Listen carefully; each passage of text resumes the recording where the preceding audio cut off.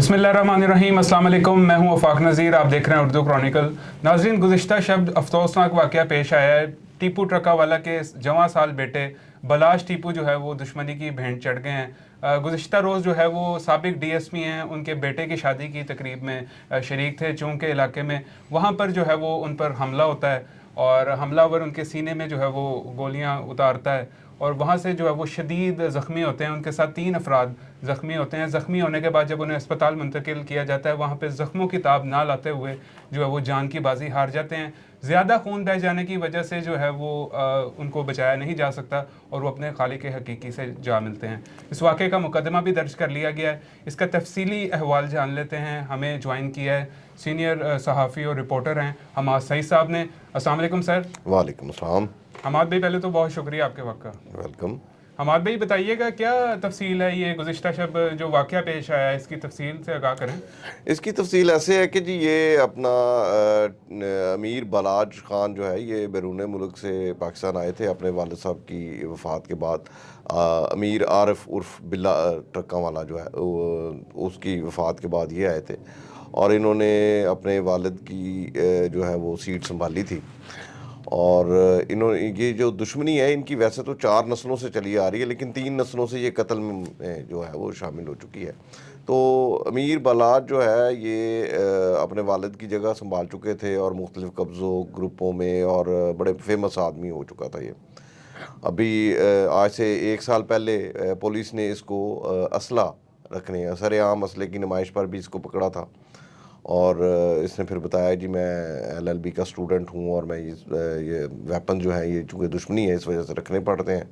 तो गुज़िश्ता रात ये अपने गार्ड्स के साथ वहाँ पर गया तो वहाँ पर सिर्फ़ एक ही बंदा था जो वहाँ पर अंदर मौजूद था जिसने इसको कत्ल किया। बाकी उसके साथ कोई और साथी नहीं था। ये शादी में बैठे हुए थे तो म्यूज़िक चल रहा था और वहाँ पे बच्चे वगैरह जो खेल रहे थे, तो अचानक से वो बंदा अपनी सीट से उठा और इनके करीब आके उसने फायरिंग कर दी है और जवाबी फायरिंग में जो इनके गार्ड्स ने की है उसमें वो मारा गया।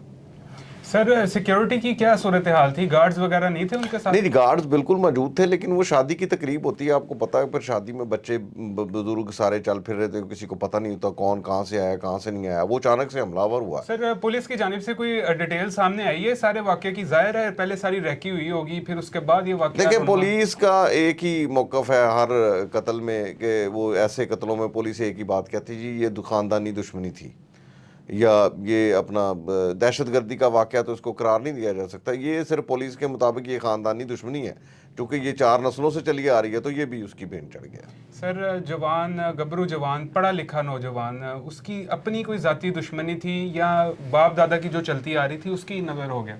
देखें, ये बाप दादा की दुश्मनी बिल्कुल ये कहना दुरुस्त है। मैंने आपको पहले बताया कि ये 4 नस्लों से चल रही है, ये कोई पहली नस्ल नहीं है इसकी।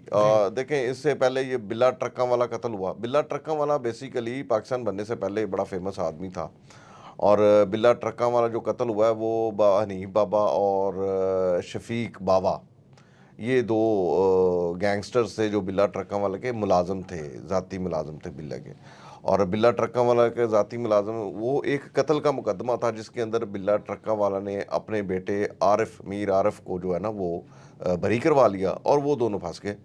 बहरहाल उनकी ज़मानत भी करवाई तो अपना बिल्ला ने थी, लेकिन वो एक रंजिश उनके ज़हन में आ गई और उन्होंने ज्वाइन कर लिया तीफ़ी ग्रुप। उस वक्त भी तारीफ़ उर्फ तीफ़ी जो है उस वक्त भी काफ़ी फेमस आदमी था और इसकी दुश्मनी चलती थी बिल्ले के साथ। तो जवाब में उन्होंने सपोर्ट किया तारीफ़ उर्फ तीफ़ी ने। ये उनका कहना है कि उसके वक्त बिल्ला ट्रक्का वालों को उसके डेरे पे कत्ल कर दिया गया और उसके बाद फिर आपको बताया अमीर आरिफ ने अपने बाप की गद्दी संभाली और बाप की गद्दी संभालने के बाद अमीर आरिफ ने मुख्तलिफ जो लाहौर के बड़े फेमस गैंग्स थे उनके साथ अपने तल्लुकात बढ़ाए और अपने तल्लुकात बढ़ाते बढ़ाते उसने अपने बाप का इंतकाम लिया। उसने शफीक बाबा और नीफ़े बाबे को पुलिस मुकाबलों में पार करवा दिया।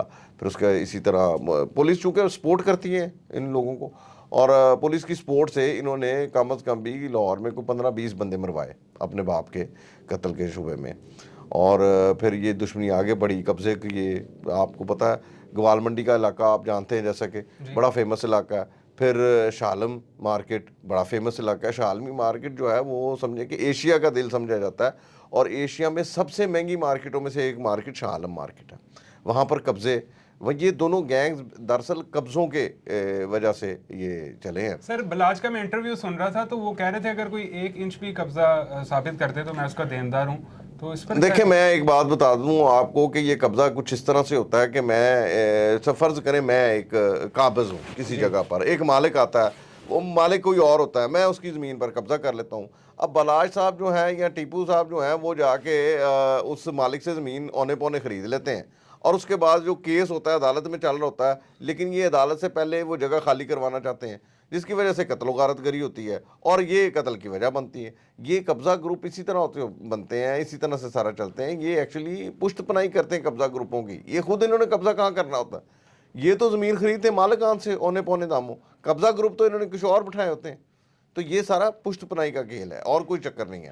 حماد صاحب واقعے کا مقدمہ بھی درج کر لیا گیا ہے حملہ آوروں سمیت تیفی اور گوگی بٹ کے خلاف, اس پر کیا کہیں گے؟ دیکھیں یہ میں نے پہلے آپ کو بتایا کہ یہ تیسری نسل ہے جو قتل ہو چکی ہے اب تک, اور یہ اس کی صلح کے لیے پہلے بھی کوششیں ہوئیں اور کوششیں کر کے اور پھر ان کی صلح کروائی گئی, اور اس کے باپ کے مرنے کے بعد تیفی اور طریف عرف تیفی اور شکیل عرف گوگی نے ان کو کہا کہ ہم سے صلح کر لیں.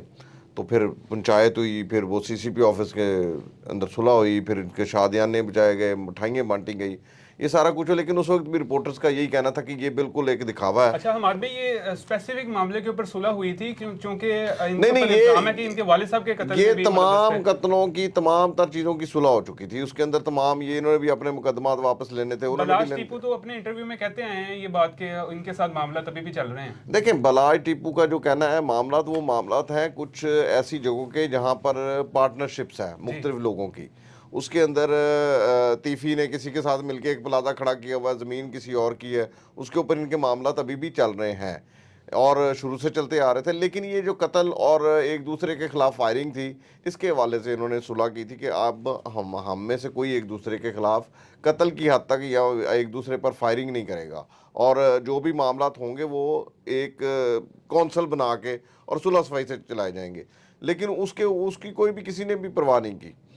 سر یہ مقدمے میں جو نامزد ملزمان ہیں ان کا کیا موقف ہے؟ دیکھیں ان کا موقف, میرا جو رابطہ ہوا انہوں نے کہا جی چونکہ ہماری صلح ہو گئی تھی تو ہمارا تو کوئی تعلق نہیں ہے, اور ان کا کہنا ہے کہ یہ جو قتل جو ہوا ہے یہ ان کی کسی اور لڑائی کی وجہ سے ہوا ہے. لیکن موصف جو بلاج کا چھوٹا بھائی ہے اس کا موقف یہ ہے کہ بالکل ایسی بات نہیں ہے. اس کے اندر ان کا کہنا ہے کہ طریف عرف تیفی اور شکیل عرف گوگی جو ہیں یہ ملوث ہیں, انہوں نے ہی یہ شوٹر ہائر کیا اور انہوں نے ہی میرے بھائی کو قتل کروایا ہے. اور وہ بضد ہے بار بار کہ پہلے بھی ہمارے جو والد کے قتل کی جو تحقیقات ہیں وہ پولیس نے بیچ دی تھیں, پولیس نے اس کی مکمل انویسٹیگیشن نہیں کی تھی, اور اس مرتبہ بھی پولیس جو ہے وہ لیتو لال سے کام لے رہی ہے. ابھی تک ان کا یہ کہنا ہے کہ پولیس ملزمان کے ساتھ ساز باز ہے.